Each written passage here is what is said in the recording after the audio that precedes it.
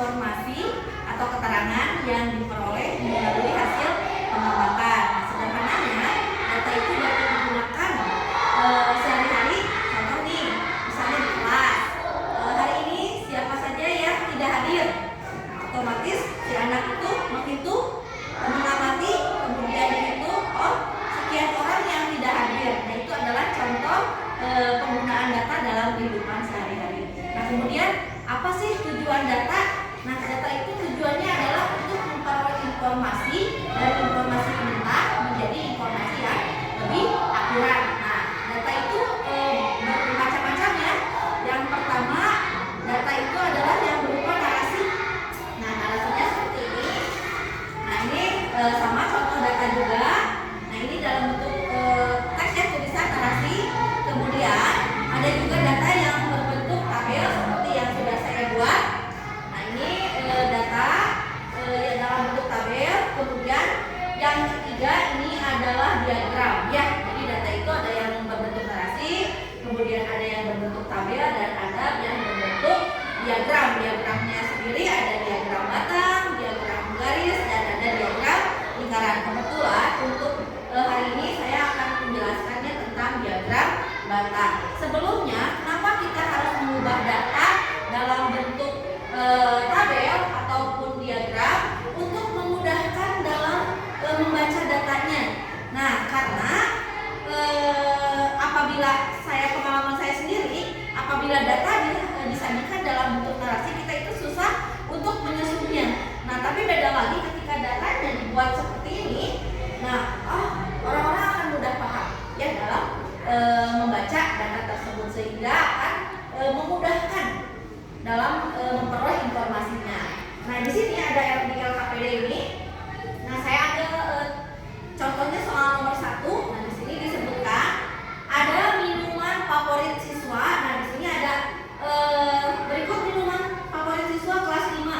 Ada teh, susu, teh lagi, jus, soda, teh, susu, air putih, susu lagi, teh, susu, air putih. Nah, kemudian dari data ini kan tidak berurutan ya. Buatlah tabel frekuensi dan diagram batang dari data tersebut. Nah, ini yang pertama adalah kita tentukan dulu ada berapa jenis minuman. Tadi setelah saya baca, di sini ada teh, kemudian ada susu, ada jus, ada soda, dan air putih. Nah, kemudian yang kedua adalah frekuensi. Saya gunakan terus untuk memudahkan menghitung. Jadi ketika nanti kita sudah membacanya, di sini ada teh. Nah, kemudian teh ada berapa? 1, kita tulis 1 sampai diperoleh data seluruhnya. Setelah dihitung terus, nah baru dijumlahkan. Ada berapa frekuensinya, baru jumlahnya adalah 5. Kemudian ini setelah dihitung 6, nah kita pindahkan ke tabel sebelah kanan. Nah, jadi untuk tabel ini yang pertama adalah jangan lupa.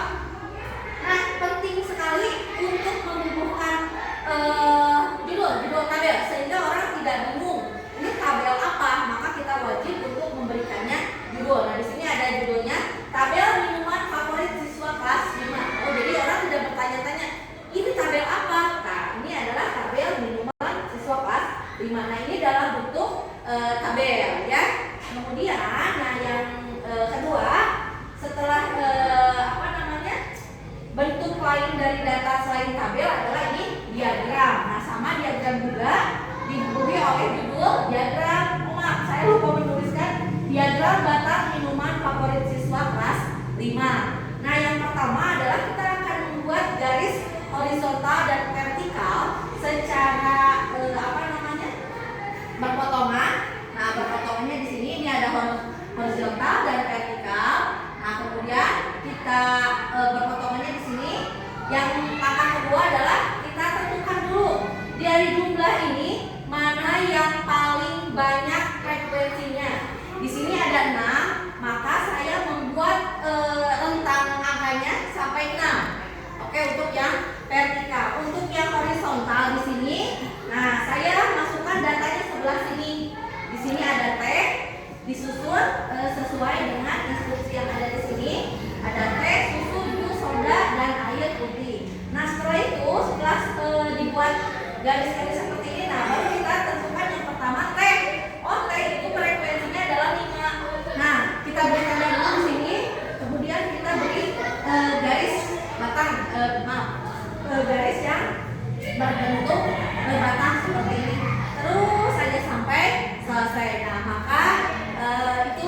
pembuatan diagram batangnya.